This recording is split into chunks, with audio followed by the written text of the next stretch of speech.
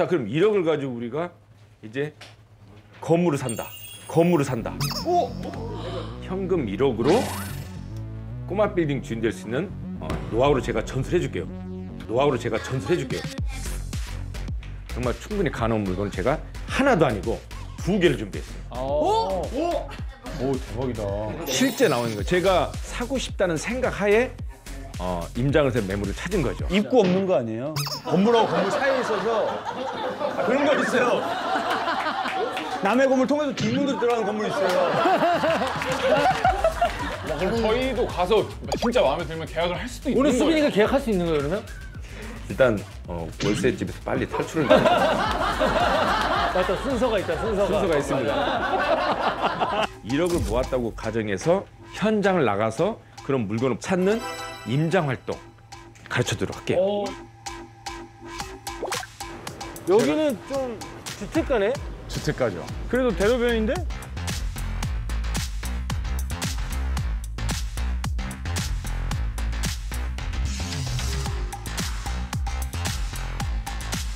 어디에요, 여사부님? 여기 보이는 거 있죠? 여기요? 이 건물이에요. 이거? 이 여기예요? 건물. 이 건물.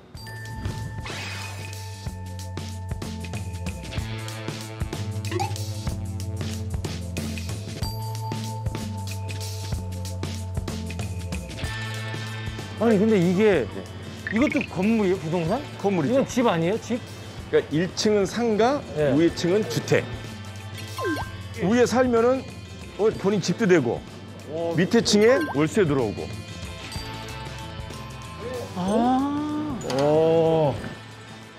이런 것도 꼬마 빌딩이라고 그러는구나.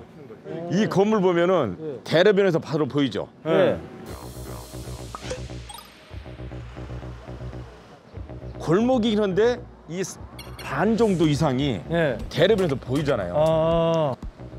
건물은 대로변과 골목은 차이가 나요, 가격도. 근데 이건 대로변은 아니지만 대로변 같은 건물인 거죠. 지금 여기서 네. 하나만 더 들어가면 골목으로 그렇죠. 바로 골목이지. 이거는 이제 보이는 데 있다. 그렇죠. 사실은 이 정도 금액이면 저 골목 안으로 들어가야 돼요. 그러니까. 또 이게 이제 장기적으로는 수비 씨가 나중에 돈 벌어서 좀 건물 좀 새 거로 만들고 싶다. 그럼 이거 신축하게 되면은 지하 1층에 지상 4층을 지을 수가 있어요. 지하 1층에 지상 4층을 지을 수가 있어요. 여기에요? 예, 여기에. 와, 대박. 와, 대박. 자, 그럼 한번 1층 상가를 한번 보시고. 여기 지금 이제 한번 보러 온다는 걸 여기랑 알고 계신 거잖아요. 그렇죠. 협의 끝났죠. 여기 손소독 하시고. 네.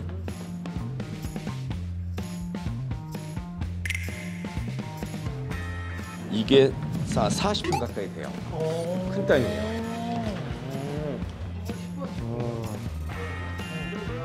여기 방도 하나 또 있네 이렇게.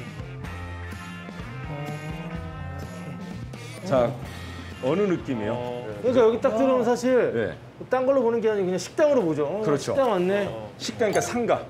상가. 여기는 식당이 아니고 호프집 해도 되고 다양한 업종을 해도 되는 공간인 거죠. 아, 근데 이게 천장이 좀 낮은 것도 있는 것 같아요. 옛날 단독주택을 이렇게 개조했기 때문에 층고가 높지 않은 거죠. 그렇죠. 자, 그리고 2층을 한번 볼까요? 예. 예. 잠깐만, 집이 몇 개야? 집이 2개예요? 2개. 아, 집이 2개예요? 집이 2개야. 세를 줄 수가 있겠네. 그러니까 여기는 넓고 여기는 조금 좁고. 자, 봐요. 집이. 리모델링 돼 있어. 도배 같은 거 다 기본 돼 있죠. 리모델링 돼 있네? 아니 그냥 원룸처럼. 그렇죠.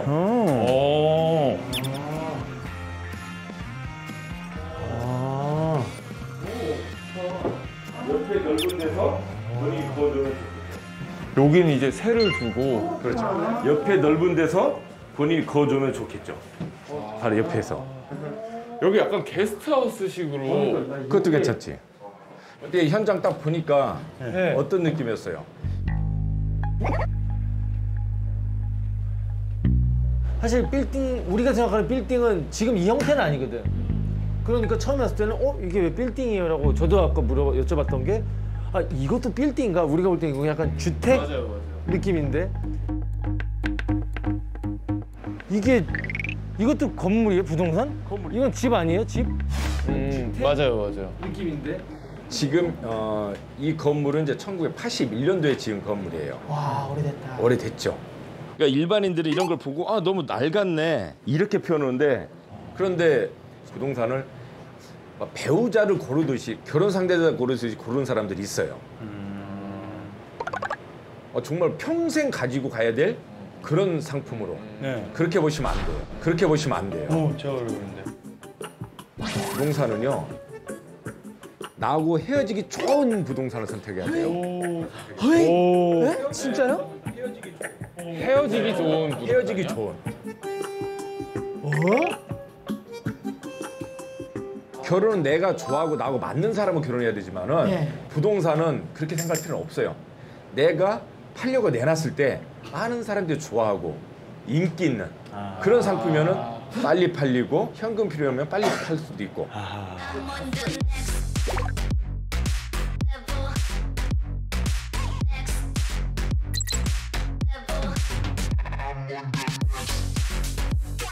이 지역의 의치에 대해서는 저는 상당히 좀 메리트를 갖고 있는 이유가 정말 여기 동두천에서부터 온양온천까지 가는 지하철 1호선이에요.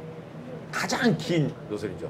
그리고 강남 삼성동에서 GTX C 구간이 이곳까지 또 연결되니까 강남도 연결되는 동선. 잠깐만요. 살기 편해요. 여기가 제가 지금 봤는데 여기가 힐스테이트 그다음에 그 휴지야 역 이런 거 아파트 정 가운데 있는 거예요. 그렇죠. 그래. 그리고 일로 쭉 나가잖아. 그럼 있어 바로 앞에. 그렇죠. 그리고 여기에 식당이라는 거 봤잖아. 초저녁쯤 사람 엄청 많이 붐빌 약간 상권 느낌이 나지. 괜찮아요. 이렇게 몇 번이나 이제 보통 발품 파시는 거예요? 저도 이 물건을 찾는데 한 22개 정도를 둘러봤어요. 22개. 이 지역만요? 저 고생 많이 했어요. 직접 다 직접 발견했어요? 그럼요. 자, 한번 분석을 해보자고요. 자, 매매가가 4억이에요. 4억. 여기 4억. 자, 한번 분석을 해보자고요. 자, 매매가가 4억이에요. 4억. 여기 4억. 내 돈 1억이 있어. 네. 목돈 1억 모았어. 그러니까 3억이 부족하죠. 네. 보증금이 1억이 있어요. 보증금은 승계받으면 되잖아요. 네. 그럼 얼마가 부족해요? 2억. 2억이죠. 네. 2억 대출 받아요. 2억 대출이면 이자를 뭐 한 한 달에 50, 60, 60? 한 60 정도 보자고요. 월세가 여기 한 8, 90만 원 나와요. 그러면은 한 달에 2, 30만 원이 남는 거예요. 1억에. 그러면 이 건물 한 자기 돈 한 30% 정도 가지고 사는 거네요? 그렇죠. 자, 이거요. 그러니까 정말 수빈 씨 같은 경우는 한 달에 월세 60만 원 내고 있어. 이 건물을 사는데 그 월세면은 이자를 내는 거예요. 아 똑같은 그럼 본인이 그 위에 산다고 쳐봐요. 본인 보증금도 내가 살고 있으니까 내 보증금 넣을 일도 필요도 없잖아요. 그죠? 월세 60만 원 낼 바에는 이자 60만 원 내는 거예요. 제가 아까 뭐라고 말씀드렸죠? 월세 안 내고. 근데 나머지 월세 들어온 거로 또 이자를 내고도 또 돈이 오히려 남아. 60만 원 월세를 나갈 걸 오히려 월세 들어온 거에서 30이 남아. 내가 살면서. 그러면 60이 안 나가고 30이 수익되니까 실제적으로는 산수적으로는 90만 원의 매월 플러스가 되는 거예요.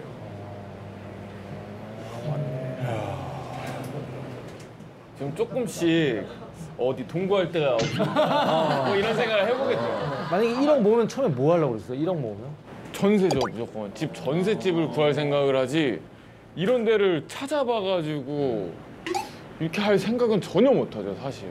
아무도 못할 거예요. 저도 사실은 이거보다 더 열악한 걸 사기 시작해서 출발이 됐어요. 아 그래요? 네, 저는 더 빨갛고 오래된 빌라 같은 거 있죠. 빨간 벽돌 그런 거부터 해가지고 불리기 시작했죠. 이 정도면 제가 단계로 치면은 한 3단계 정도 지났을 때 이런 걸 샀어요 제가. 1단계 이걸 살 수가 없었어요.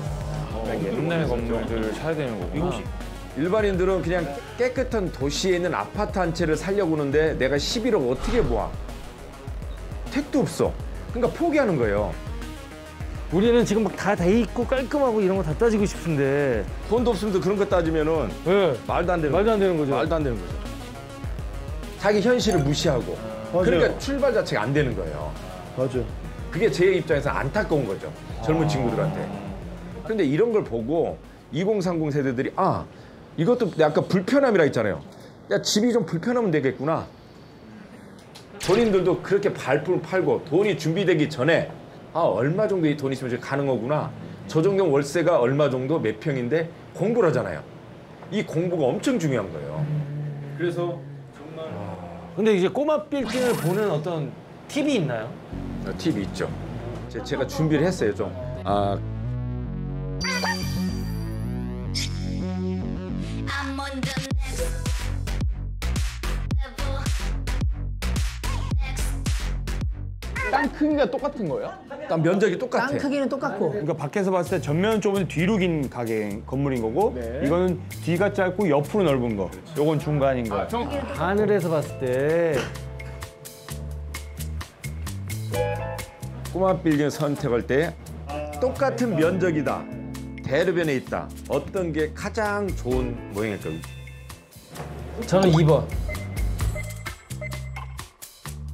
아, 이유는? 저런 게 대나무 길처럼 이렇게 해서 카페 같은 거 짓잖아? 진짜 좋아. 왜냐면 봐봐. 자, 제가 저는 3번인 게 이게 그 어쨌든 길가이고 흔히 말하는 가시성 확보라고 하죠.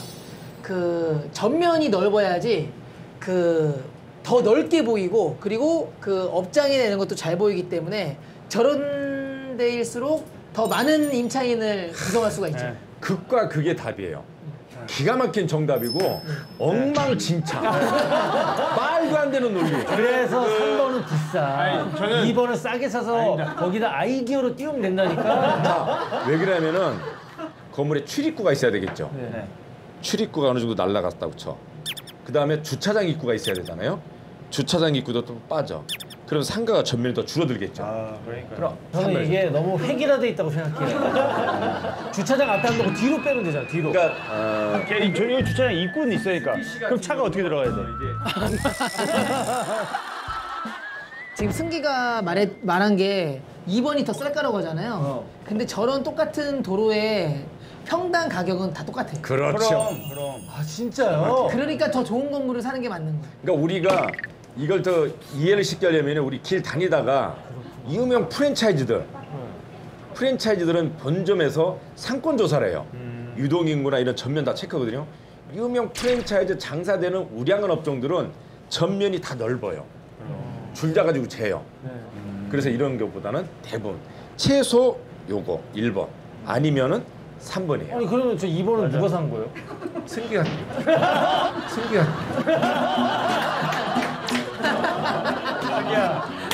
나 같은 사람도 있어야지 대한민국이 돌아가.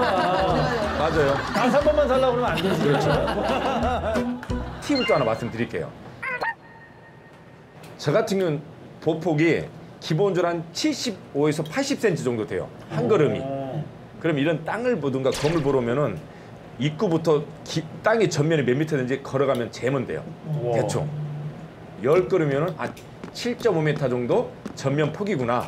걸어가면서 재는. 그래서 발로 딱 걸어가면서 재잖아요. 그럼 우리끼리 와, 저 선수야. 많이 부동산 아는 사람이야. 딱 이 질문 하죠.